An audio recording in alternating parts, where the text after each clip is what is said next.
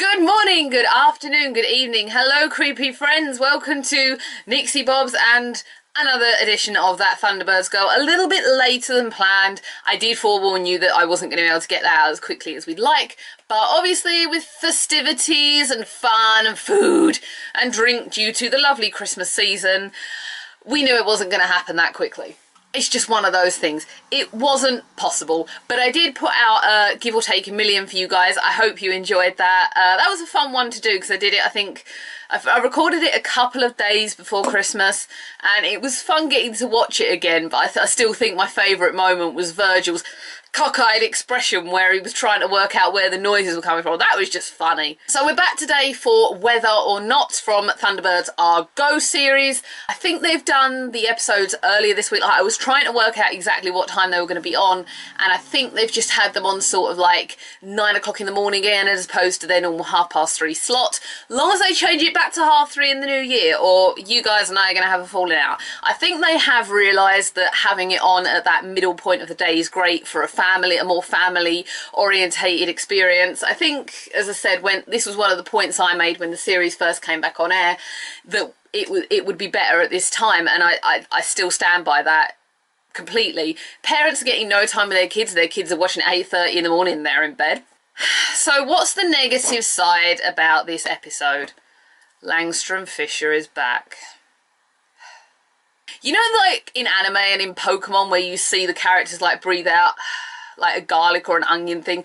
That's what I wish I could do when Langstrom Fischler comes back into it. Him and the other guy, Francois Lemaire, that guy. Every time they come back in, I just feel like going, they're annoying as hell. So in this episode, he's made a whole load of these weather drones that he's showing off to this group of obviously rich people as a first outing, and of course he sets them all off, and what happens? They all go kaplooey. They all go wrong, and they all get set to give weather, and instead they make a big massive storm and everyone gets trapped inside, which Penelope kind of alerts John to, and then John has to alert everyone because Langstrom Fischler doesn't want to know because he's an idiot, basically. He's an idiot who won't accept help. I don't like using the J word. I just don't think that he likes accepting help because he has to be right. He's like a woman man.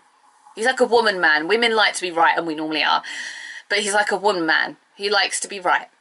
And he's not. So this is an interesting episode because we're absent of Scott, which I don't think has really ever happened that much in this series so far as a whole.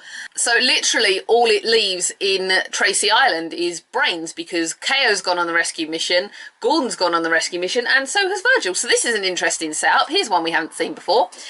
So Virgil and Gordon go to essentially rescue everyone, whereas Kao has taken Thunderbird S and essentially is playing Chase Me, or Ad, or He, it was ended up. We used to call it Ad at school, but it ended up, people were calling it He. I don't know why that was. So she is essentially getting the drones to chase her to not keep them away from the weather tower where Fischler and all these other people are, so that they can rescue them, which isn't really helping as such. She's keeping a lot of them, but they're still hitting Virgil, so Virgil ends up losing as much power and he has to go and regroup.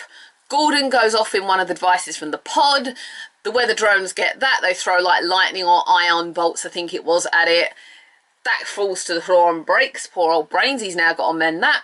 So Gordon has to like jump onto Thunderbird S and end up in the weather tower with everybody else, while Kao runs out of whatever brains put on them to help them aid in this mission. She runs out of hits from that, so she has to go up and regroup with Virgil for a little while they work out what to do. Well, what brains eventually works out is that there's a certain level of frequency that will emit a high-pitched noise that, like a glass breaking due to a high noise, or like, you know, when you have the dog whistle and it's a noise only they can hear, similar to that.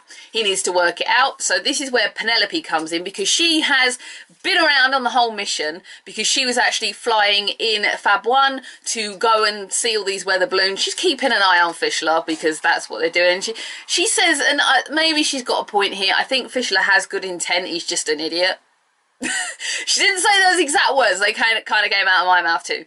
So they get Penelope to play tag with that Tag He Ad, there you go, it was that one as well. to essentially get her to play Chase Me so that KO can emit the sound, which Brains eventually works out, and take them out individually one by one, while Virgil flies back down and Gordon helps everyone rescue everyone. Fischler, of course, being the complete arsehole that he is, pushes the captain of the ship out of the way, jumps into the last chair.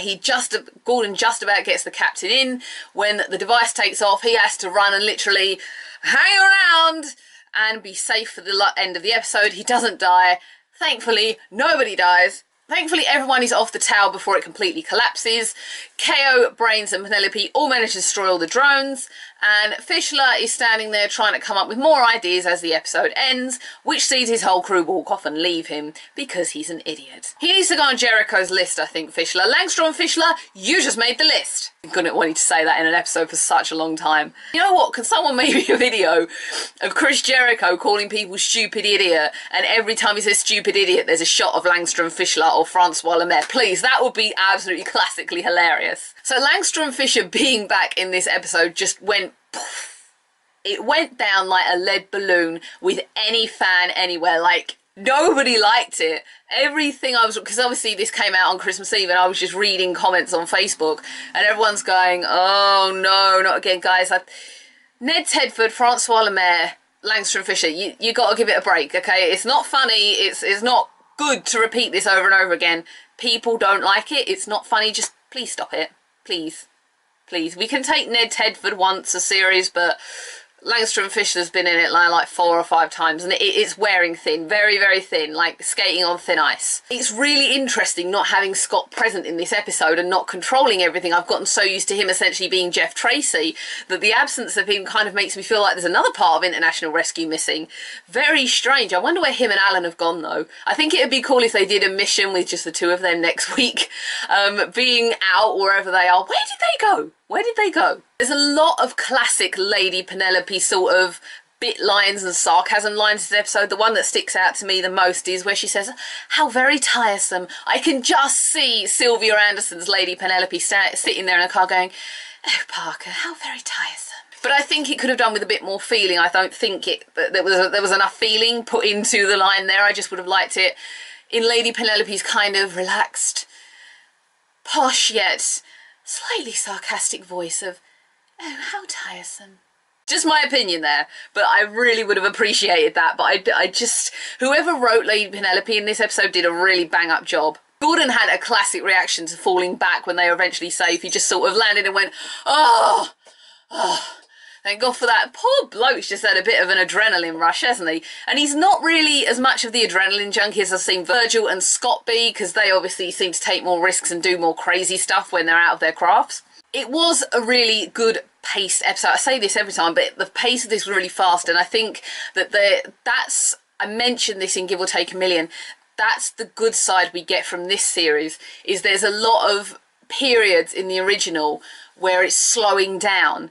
This just sort of takes everything and just makes it go boom and makes it go a lot faster, so your attention is slightly more kept on the action, which is great. But however, it's not good when you're doing episode reviews and you're trying to take note of what's going on, but it's moving too fast and you eventually have to pause the episode. That's just me, though. It was really interesting as well to see Virgil be in charge of this and in charge of IR as a whole. It's something as I don't think we've really seen him do. So it was interesting because he's normally quite a little bit more laid back. To see him have that level of control, I don't know why, but Virgil's voice is just so perfect and so laid back. Every time I hear him speak, I feel like he could read me the Bible and I would listen to it. I don't know why. Also interesting as well that we saw John actually sort of sitting back and relaxing in this episode for like a second. When Lady Penelope calls him, he's like sitting back reading something. I was like, oh, that's new.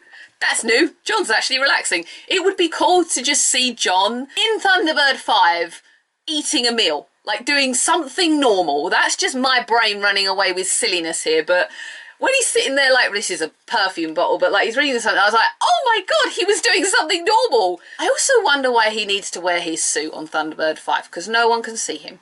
He could just have like a top and then just wear pyjama bottoms and slippers all day and no one would know.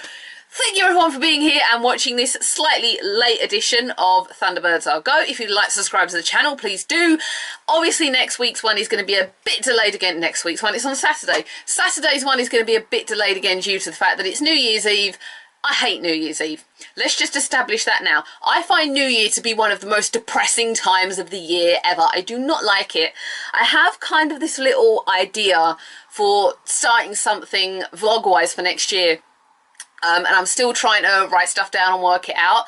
But it could be fun and it could be cool and it could be quite insightful. So I'm kind of trying to work out and see how I feel about it. I think I'll probably do a practice run with it. But if it is, then it will be a weekly thing for a year. That's all I'm going to say. It's not necessarily going to be Thunderbirds related, but it may have elements of anything I'm ever doing in it. So keep watching for that. If not, like, share, subscribe, do whatever you want. Don't get mean on the channel. I'll see everyone in 2017 and I'll try not to cry on air when I come back because I just don't like New Year. It's depressing. It's, oh, don't even start me. I'll see everyone again. Bye.